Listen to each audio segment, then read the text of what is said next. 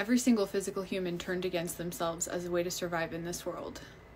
And the sooner that you and every single one of us can recognize where we did lose touch with ourselves, where we first betrayed ourselves, abandoned ourselves, started criticizing ourselves, started telling ourselves that we shouldn't have this experience, shouldn't feel this way.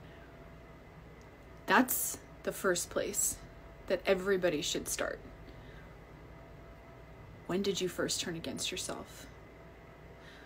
Because that's the moment that allowed all other forms of conditioning to take hold.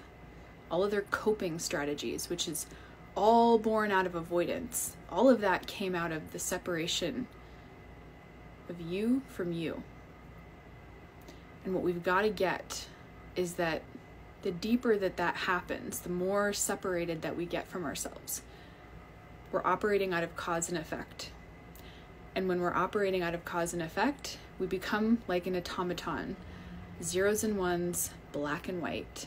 We lose touch with the soul, with free will, with the embodiment of the multidimensionality, which is what we are. We are alchemists, and we are here to remember our power, our ability to bring about what we need and want, and close the gap between this unwanted experience and the healing experience.